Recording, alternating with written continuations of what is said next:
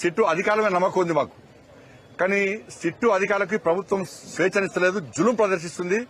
వాళ్లే ఆదేశాలు ఇచ్చి మా ఆదేశాల ప్రకారం మాత్రమే మేం చెప్పిన వ్యక్తులు మాత్రమే విచారణ విలువాలని చెప్పి టైంపాస్ చేసే ప్రయత్నం చేస్తుంది మాత్రం స్పష్టంగా చెప్పగలుగుతాం. మేము రాయాలి, వీరు లేఖ రాస్తే సెంట్రల్ గవర్నమెంట్ సహకరిస్తుంది. కేటీఆర్ మాట్లాడుతూ కేంద్ర హోంశాఖ సహాయ మంత్రి పెట్టిన ఎక్స్లో పెట్టిన పోస్ట్ ఏదైతే ఉందో నన్ను ఆశ్చర్యానికి గురి చేసింది. కనీసం ప్రభుత్వం ఏం చేస్తుందో తెలియదా ఆయనకు అని చెప్పేసి మీ మీద ఏ విషయంలో ఫోన్ ట్యాపింగ్ అంశంలో మీరు పెట్టిన విచారణ దొంగే నీతులు మాడితే పట్టించుకోను నేను. నీ కేటీఆర్ అనే వ్యక్తి గుండె మీద చేసుకుని నువ్వు మీ అయ్యే ప్రమాణం చేయి, నేను చాలాసార్లు ప్రమాణం చేయమని చెప్పాను. ఎందుకంటే ఆయన దేవుడు నమ్మడు. నువ్వు ఫోన్ ట్యాప్ చేయలేదు అని నువ్వు అంటే ఎవరు నమ్మరు. ఇలా నీతులు మాట్లాడితే ఎవరు పట్టించుకోడు. సిరిసిల్ల కేంద్రంగా చేసింది ఆయనే.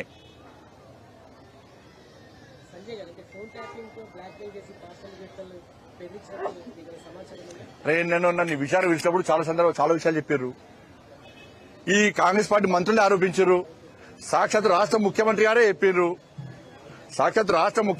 చెప్పారు. ఒక ముఖ్యమంత్రి స్థాయి వ్యక్తి ఏం ఆధారాలు లేకుండా ఆరోపణ చేస్తాడా? ఇవన్నీ ఆధారాలు ఉన్నాయని చెప్పే వాళ్ళు సిట్ వేసారు వాళ్ళు. కానీ ఆ సిట్ ఏమైంది, సిట్ అంటే సిట్, స్టాండ్ అంటే స్టాండ్ అయిపోతుంది. ఇది పరిస్థితి.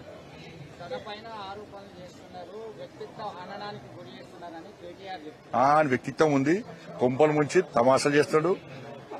కొంపలు ముంచి ఇవాళ నువ్వు చేసినటువంటి దారుణాలు, అకృత్యాలు ఇవాళ కళ్ళలో కనబడుతుంటే బాబా ఈ ప్రభుత్వం చేత కాదు.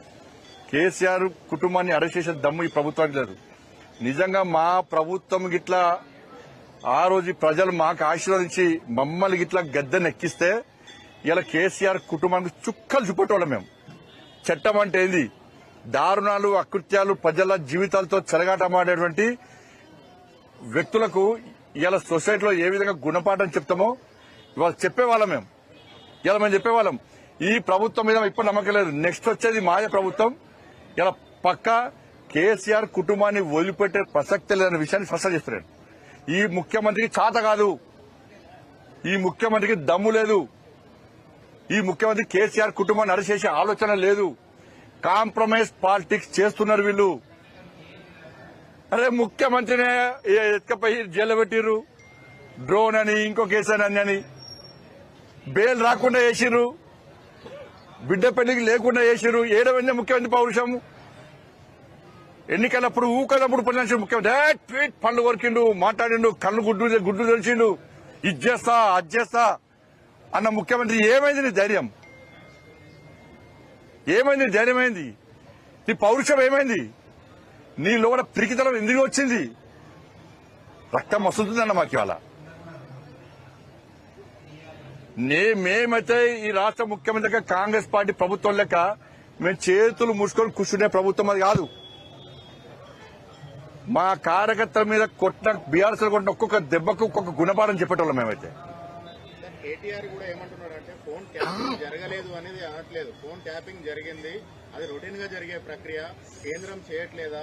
అధికారులు చేస్తూనే ఉంటారు దేశ కోసం, ప్రభుత్వ సుస్థిరత కోసం అని చెప్పి సిగ్గుండాలి. అధికారుల మీద నెట్టేస్తున్నారు. ఆ నోరా మోరా దేశ భద్రతకును తెలంగాణ ఫోన్ ట్యాపింగ్ కు సంబంధం లేదు.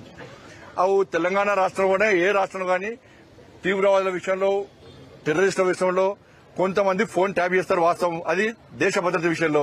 నువ్వేం చేస్తావు? పీకుడు పని. నువ్వు మావోయిస్టుల లిస్టులో మా పేర్లు పెట్టి మా ఫోన్ ట్యాప్ చేసిన బయటపడ్డది కదా. నాకు అధికారులు అడిగిర్రు, సిట్ అధికారులు అడిగిర్రు.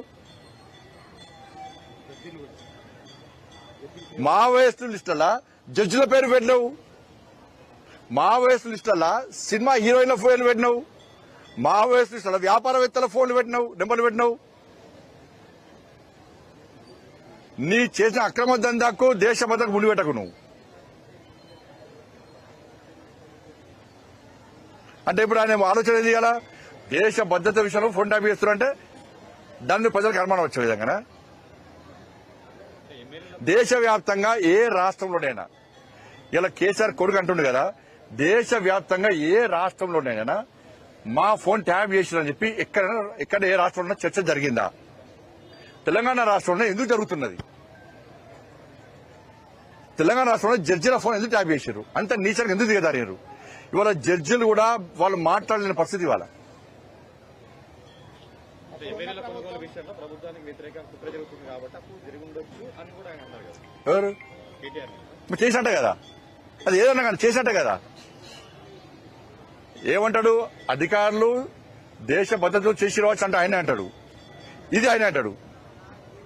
అదే స్టేట్మెంట్ ను వాళ్ళు రాష్ట్ర ప్రభుత్వము సిట్ అధికారులు వాంగ్మూలంగా స్వీకరించి దాని విషయాన్ని జరపని చెప్పండి. చెప్పింది ఆయన కదా, వాంగ్మూలమే కదా, ఆయన ఒప్పుకున్నట్టే కదా, చేయమని చెప్పండి. మరి ఏ కేసైనా కానీ ఫోన్ ట్యాప్ చేయొచ్చా?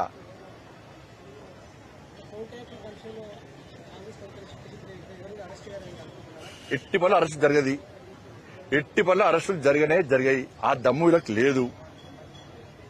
కేసీఆర్ కుటుంబాన్ని టచ్ చేసే దమ్ము వీళ్ళకి లేదు. కాదు, ముఖ్యమంత్రి గారిని పట్టుకొని ఎడమ చెప్పుతో కొట్టాలని ఉంది అంటే ఈ కాంగ్రెస్ పార్టీ కార్యకర్తలకు రోషం లేదు, పౌరుషం లేదు. అధికారాన్ని చెలాయిస్తారు, 100 కోట్ల రూపాయలు సంపుతారు. ముఖ్యమంత్రి తొండ దొరకటి కొడతా అంటాడు. ఇదా భాష? ఒక ముఖ్యమంత్రి మనకు ఎడమ చెత్తం కొడతా అంటాడు ఆయన, ఏదో తొండ దొరకొడతా అంటాడు. కేసీఆర్ ప్రభుత్వం అధికార దుర్వినియోగానికి ఫోన్ ట్యాపింగ్ అంశంలో భద్రతతో ముడిపెట్టి దుర్వినియోగం చేసింది. నన్ను విచారణకు పిలిచి, నన్ను సిట్టర్ విచారణ పిలిచి నాకు లిస్టు చూపెట్టారు. మావోయిస్టు లిస్టులో మీ పేరుంది, మీకు తెలుసా? నన్ను అడిగారు. నన్ను మావోయిస్టు లిస్టులో నీ పేరు ఉంది, మీకు తెలుసా? నన్ను అడిగారు. అంతకంటే ఏం కావాలి? సాక్ష్యంగా సాక్ష్యాలు అన్ని నాకు చూపెట్టారన్న. నాకు సిట్ అధికారులు నన్ను అడిగినారు, నా వాంగ్మూలం తీసుకున్నారు, కానీ చర్యలేవి అని అంటున్నా. ఎవరైతే వాళ్ళు విడిచి ఉన్నారు, ఫలానా వ్యక్తులు చేసిరు అన్నారు, మరి వాళ్ళని మళ్ళీ వాగ్మూలం కోసం పిలుస్తున్నారు. చర్యలేవి.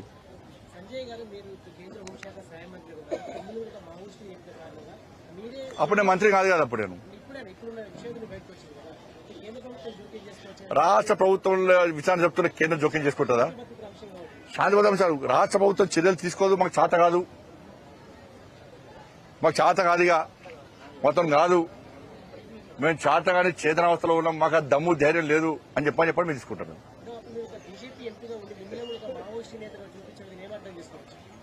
మూర్ఖత్వము అదే కదా. బరి తెగించింది కేసీఆర్ ప్రభుత్వం, బరి తెగించి మమ్మల్ని ఎవ్వరు ఏం చేయలేరు అని చెప్పి అహంకారంతో ఆ విధంగా వివరించింది.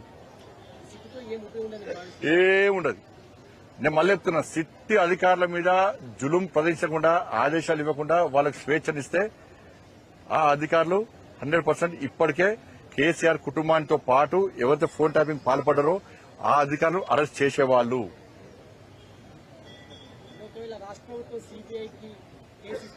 ఊకే సిబిఐ అన్న చాలాగా చెప్పండి.